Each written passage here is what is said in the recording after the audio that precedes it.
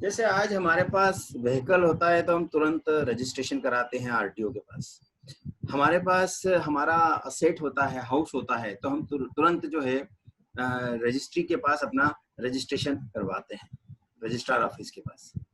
तो जब हमारे ब्रेन के पास कोई आइडिया आता है और उस आइडिया का हम जो है इम्प्लीमेंट करते हैं, कोई प्रोडक्ट बनाते हैं, कोई सर्विसेज बनाते हैं, या कोई नाम रखते हैं, ट्रेड नेम, या फिर हम कोई जो है पोयम लिखते हैं, या हमने कोई गाना लिखा, या कोई स्क्रिप्ट लिखा, कोई प्ले लिखा, या कोई म्यूजिक कंपोज किया है, तो इन सब का जब तक हम रजिस्ट्रेशन नहीं कराएंगे तो गवर्नमेंट, जैसे मैंने आपको पहले कहा, an idea invention is intellectual property, परंतु patent registration is an IPR. Simply a customer और price list is intellectual property, but right of confidentiality is an IPR. A secret production method is intellectual property right. A right to a trade secret is an IPR. मतलब बहुत simple example है। आज हमारे यहाँ पर अपना sweets है, विजय चाट house है, ये इनकी एक रेसिपी है जिसमें ये विभिन्न प्रकार के स्नैक्स और नमकीन्स बनाते हैं। अब यदि इन नमकीन और स्नैक्स को उसके बगल वाले ने या उसके कॉम्पिटिटर ने उसके वर्कर को अपने घर बुलवा लिया कि भाई तू संडे को आ जाना, मेरे को सेव बना देना, मेरे को पेटीज बना देना, मेरे को वैसा की वैसी कचौरी और समोसा बना के बता देना, ये 5,000 रुपए रख लेना। अब इसमें वो जो अपना स्वीट्स है या विजय चाट हाउस है, उनको किस प्रकार अपने आप को कंट्रोल करना है, या किस प्रकार उनके यहाँ अपने मैकेनिज्म डेवलप करना है ताकि उसका जो ये सीक्रेट है ये सीक्रेट ही रहे। तो उसके लिए ट्रेड सीक्रेट कॉन्सेप्ट है, और this is very important for MSMEs. आज आप देखते होंगे किसी कॉलेज में एडमिशन के लिए लाइन लगी रहती है, किसी कॉलेज में बहुत प्लेसमेंट अच्छा होता है, किसी कॉलेज में सबसे ज्यादा लोग पार्टिसिपेट करते हैं, तो वो कॉलेज की कुछ मैकेनिज्म्स होते हैं, और वो मैकेनिज्म्स सबके बीच में शेयर नहीं होते हैं, वो 2 से 3 लोगों के बीच में ही शेयर होते हैं। तो यदि ये 2 से 3 लोग, एक नॉन डिस्क्लोजर एग्रीमेंट होता है, इसको साइन कर ले कि भैया हम लोग भले ही से यहाँ से बाहर जाएंगे तो भी हम हमारे कॉलेज की जो की पॉइंट्स हैं कि क्यों हमारे यहाँ स्टूडेंट सबसे ज्यादा आते हैं, क्यों हमारे R&D सबसे ज्यादा होती है, क्यों हमारे यहाँ प्लेसमेंट सबसे ज्यादा होते हैं, इसका यदि ये सीक्रेट कर ले तो ये ट्रेड सीक्रेट, जो कि एक इंडियन कॉन्ट्रैक्ट एक्ट 1872 के अकॉर्डिंगली होता है। और ये जो ट्रेड सीक्रेट है, ये ट्रेड सीक्रेट, इसका एक बहुत इंपॉर्टेंट चीज ये है कि ये मोनोपोली होती है, इसको कभी पब्लिक को डिस्क्लोज नहीं करना है, ये आपको पूरे समय आपके हाथ में रहेगा। तो सिमिलरली अपन आगे बढ़ेंगे।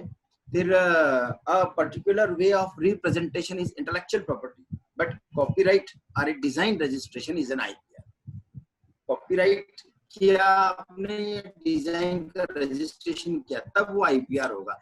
आईपीआर मींस राइट, आपने सोचा है, आपके ब्रेन से निकला है, आपने बनाया भी है, लेकिन उसका रजिस्ट्रेशन इज मैंडेटरी। जैसे ब्रांड नेम और ट्रेड नेम, आज आपको लग रहा है कि सैगे यूनिवर्सिटी का नाम बड़ा अच्छा है, तो चलो हमने इसका ट्रेडमार्क कराया कि नहीं। यदि आपने नहीं कराया तो हो सकता है कल से कोई भी इसका नाम रख लेगा, और उस वक्त आपको सिर्फ लीगल फाइट के अलावा और कोई ऑप्शन नहीं रहेगा। तो आप अपने जो भी चीजें हैं उसका आप रजिस्ट्रेशन जरूर कराएं। तो ये कॉपीराइट जो है, हम लोग कॉपीराइट को बहुत डाइल्यूट तरीके से लिए हैं। आज हमारे सुश्रुत संहिता है, चरक संहिता है, हमारे वेद है, हमारे जो उपनिषद हैं, ये इनका किसी का कोई कॉपीराइट ही नहीं है, क्योंकि हम लोगों ने, हमारे जो संत लोग थे, साधु समाज थे, इन लोगों ने, ऋषि मुनि थे, इन लोगों ने कभी ये कहा कि भाई हम जो हमें ऊपर से आ रहा है, गॉड से आ रहा है, उसका हम क्या कॉपीराइट करें। लेकिन लोगों ने, दूसरे लोगों, कंट्रीज ने इनको किया, और आज वो लोग जो है हर चीज और हर टेक्नोलॉजी अपना रहे हैं। तो हमें इस फिनोमिना को जानना चाहिए कि अब हमें ग्लोब के साथ चलना है, तो हमें अपने आप को मॉडर्नाइज, अपडेटेड रखना पड़ेगा, और इन सब आईपीआर का यूज करना पड़ेगा। अब हम अपना ये जो ट्रेडमार्क का है उसके ऊपर आते हैं कि अपना जो फर्स्ट कंपोनेंट है वो ट्रेडमार्क का है। तो ट्रेडमार्क का जो एक्ट है 1999 में has been enacted in India to bring it conformity with TRIPS agreements, Trade Related Intellectual Property Rights Agreement, to which India is signatory, तो ये हमारा जो ट्रेडमार्क एक्ट है इफेक्टिव हुआ 15 सितंबर 2006 से। अब आप इसमें देखिए कि ट्रेडमार्क किसका होता है ना। It allows the registration of various types of goods and service mark such as word mark, logos, symbols, slogans, service mark, collective mark, certification mark, series mark. तो ये इतने टाइप के मार्क हो सकते हैं। फिर लोगो और सिंबल या डिवाइस मार्क होता है कि कोई लोगो एक पर्टिकुलर होता है, वो भी हो सकता है, जिसमें जैसे अपना ये एक एप्पल का है कि एप्पल बहुत फेमस है। इसके अलावा लोगो और सिंबल्स क्या होते हैं, ये एप्पल है, ये मैकडोनल्ड का है, ये ट्विटर है। तो ये देखने से ही उसकी सर्विस से मालूम पड़ रही है कि एप्पल मतलब कोई खाने का नहीं है, ये एक फोन है। मैकडोनल्ड इसकी रेस्टोरेंट चेन से है, फूड डिलीवरी चेन से है। और ट्विटर ट्वीट करना है, सोशल मीडिया अकाउंट है। मतलब ये इतने फेमस हो जाते हैं कि लोगों के जहन में बैठ जाते हैं। फिर स्लोगन्स भी होते हैं, जैसे ये जो है इसको जस्ट डू इट, लेकिन आगे सबको मालूम है नाइके का है। फिर ये मैकडोनल्ड्स का है, I am love in it, ये दिल मांगे मोर, आहा। तो ये टैगलाइंस जो पंचलाइंस होती है, स्लोगन्स होते हैं, ये भी ट्रेडमार्क में रजिस्ट्रेशन हो सकते हैं। फिर साउंड मार्क भी होता है, मैं आपको वेरियस टाइप्स का मार्क का बता रहा हूँ, ठीक है। ये जो मार्च 17 से आया है साउंड मार्क, जैसे आप आईसीआईसीआई बैंक का जो है एक पर्टिकुलर साउंड रहता था, नोकिया का एक पर्टिकुलर साउंड रहता है, दूरदर्शन जब स्टार्ट होता था एक पर्टिकुलर साउंड होता है, या आप एमजीएम फिल्म्स जो आप देखते हैं उसमें एक रोरिंग लायन सबसे पहले बाहर आता है। तो ये सब प्रकार के साउंड मार्क्स हैं। और इसमें इसका कंडीशन भी है कि sound to be submitted in a MP3 format not exceeding 30 second length and graphical representation of the sound notations. तो ये इस प्रकार से ये साउंड मार्क्स होते हैं। फिर शेप ऑफ गुड्स, जैसे कोको कोला की बोतल है, या आपने कभी वो भी देखा होगा कि जो बिस्किट्स हैं, इसके कैडबरीज की जो चॉकलेट्स है उसके भी अलग अलग शेप रहते हैं, तो उनका भी मार्क हो सकता है। या फिर एक सीरीज मार्क होता है जो कि मैकडोनल्ड्स की सीरीज पर रहता है, जैसे मैक वेगी एंड मैक चिकन। तो मैक वेगी मतलब ये वेजिटेबल वाला मैकडोनल्ड का प्रोडक्ट है, और मैक चिकन मीन्स ये जो है नॉन वेज प्रोडक्ट है। तो ये सीरीज मार्क है, मैक एक सीरीज है। फिर एक कलेक्टिव मार्क होता है, तो कलेक्टिव एक पूरी की पूरी कम्युनिटी को डिस्क्राइब करता है, उनकी प्रोडक्ट और सर्विस को। जैसे सीए, ये बहुत ही कॉमन मार्क होता है, और इसको कलेक्टिव मार्क की कैटेगरी में इसको डाला जाता है, ठीक है। तो ये हमारा कॉपीराइट एक्ट है। कॉपीराइट एक्ट मैंने कहा कि हम लोग जो है भारत एक त्यागी देश है, इसने पूरी कंट्री को बहुत कुछ दिया है, ठीक है, और शुरू से देता आया है। लेकिन बाद में जब मालूम पड़ा कि भैया सब लोग तो हर चीज से पैसा कमा रहे हैं, अपने ग्रंथों से पैसा कमा रहे हैं, अपने लिखने से कमा रहे हैं, अपने धुन से कमा रहे हैं। माइकल जैक्सन के जो गाने हैं उसको भी उसने कई इसमें कॉपीराइट करवा रखा है। हमारे शोमेक डावर ने 1-2 गानों को कॉपीराइट करवा रखा है।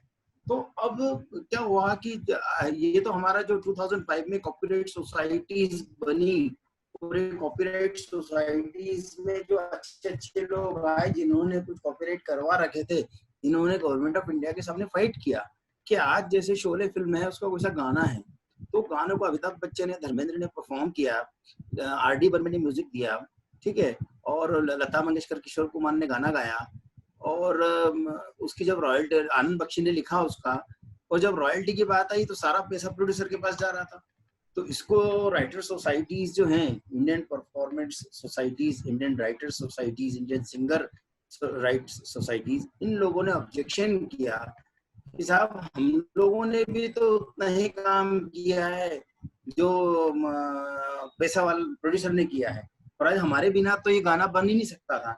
तो इसलिए अमेंडमेंट हुआ है कि भैया आज के बाद जो भी कुछ होगा वो डिस्ट्रीब्यूट होगा जिन दिनों। तो इन लोगों की जो मैच चलते थे, तो इसमें आपने महसूस किया होगा कि जब वो चौका छक्का लगता था तो उसके तुरंत बाद बीच में या ड्रिंक्स में या ब्रेक में जो है वो गाने बजने लगते थे पुराने, भले से शाहरुख खान की फिल्मों के हों या दूसरे हों।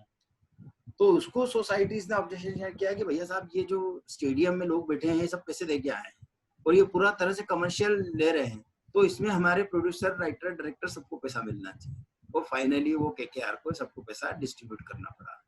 तो ये हमारा इस पेटेंट का विक्ट्री है, इस कॉपीराइट की विक्ट्री है। तो हमें इस कॉपीराइट का अधिकतम मैक्सिमम यूज करना है। एक्चुअली क्या होता है, हमारे पास बहुत सारे डिपार्टमेंट्स होते हैं और हम ये डिसाइड करते हैं कि किस डिपार्टमेंट को इसको सिलेबस का पार्ट बनाएं। तो एक्चुअली ये किस बिजनेस इकोनॉमिक्स में आएगा ये, तो हम लोग उनको ये सजेशन देंगे कि बिजनेस इकोनॉमिक्स में इसका एक एसेंशियल चैप्टर डालें और इसके ऊपर इंटर्नशिप करवाएं। यस यस यस यस, और चाहे मास्टर्स लेवल पे कराएं चाहे ग्रेजुएट लेवल पे कराएं। हाँ हाँ, जब भी उसका सर कुछ आगे वो it can just go little bit more forward and we can do something little better in India level, at India level.